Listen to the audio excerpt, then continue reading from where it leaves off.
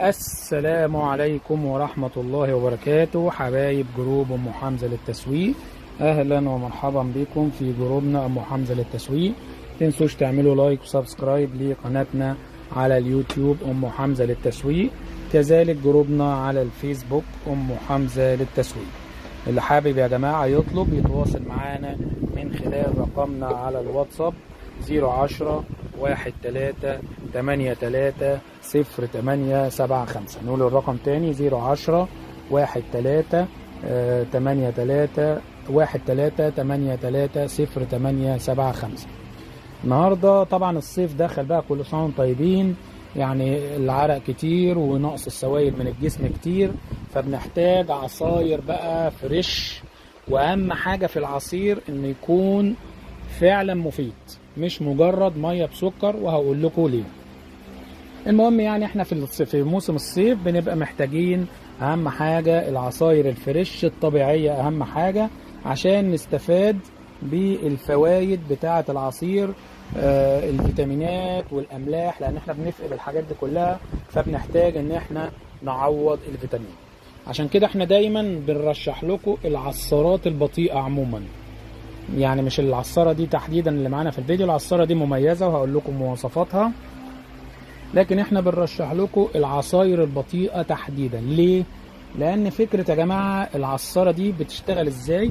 بتشتغل من خلال القطعه الثقيله السوداء اللي انتم شايفينها دي، بتهرس العصير. يعني اللي هي فكره العصر على البارد. الناس اللي هي بتحب زيت الزيتون يعني بتسال يعني ايه العصر على البارد؟ يعني ما بيشتغلش موتور بسرعه عاليه بحراره عاليه فيحرق الانزيمات والفيتامينات المفيدة في العصير، ويحول العصير من مجرد حاجة مفيدة لمجرد مية بسكر.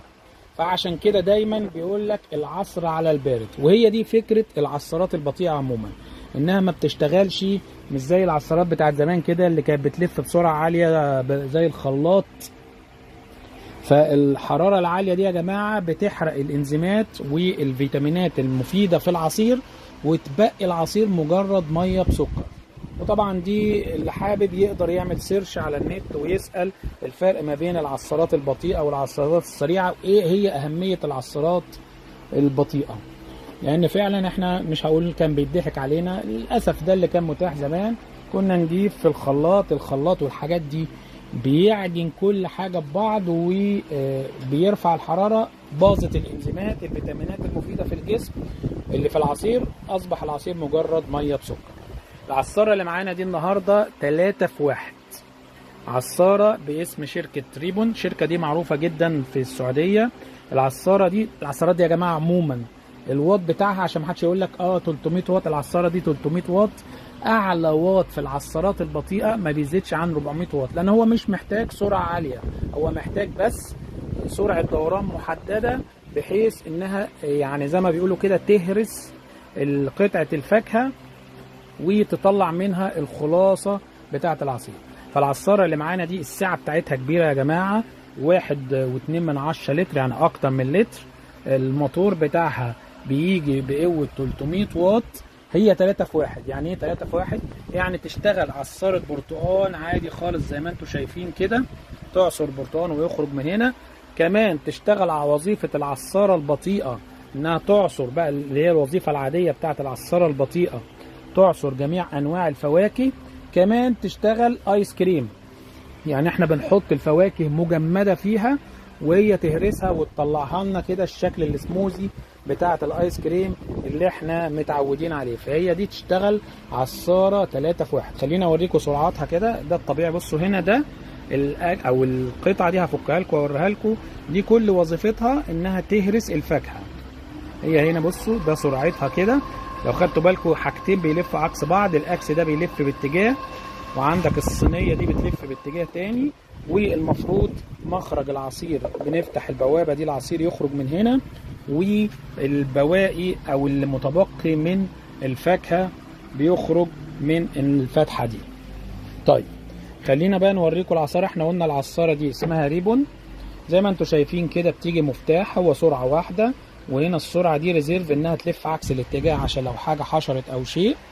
فكرة عملها سهلة جدا، ان انا بحط الفاكهة من هنا من خلال القطعة دي كده وبزقها بالشكل ده تنزل. بنعمل بس نص تفاحة مش عارف ايه، تنزل الاكس ده يهرسها، المصفى تصفيها، يخرج العصير من الناحية دي وبواقي الفاكهة زي ما قلنا لكم من الناحية التانية. طبعا بيجي معاها تانكين كده جمال عشان نجمع فيه العصير زي ما قلنا لكم. ده التانك بتاع المية بسعة 1.2 لتر، تانك كبير طبعا. ده بيتحط هنا قدام القطعة دي اللي بنجمع فيها العصير. وطبعا ده التانك التاني اللي هو بتاع البواقي، بيتحط زي بالشكل ده عشان نجمع البواقي في الناحية دي.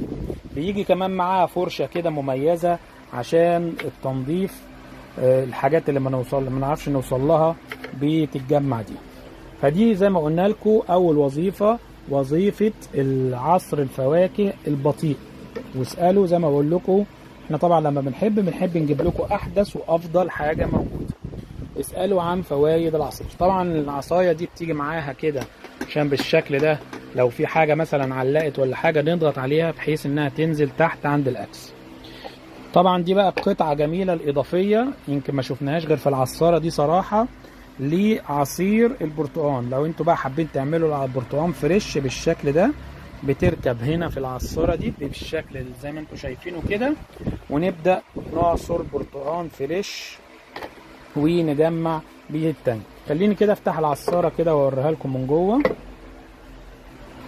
طبعا يا جماعه فكها وتركيبها سهل جدا. بنفك الوحده دي كده بالشكل ده، وكله طبعا سهل التنظيف وطبعا امن لغساله الاطباق. بتخش كده وزي ما بنقول لكم هو ده الاساس، تقيل جدا ما شاء الله. ده وظيفته ان هو يهرس الفاكهه اللي هي القطعه اللي انتوا شايفينها دي الشكل الحلزوني ده. وطبعا راسها معدن اهو، وكمان الراس في الموتور معدن.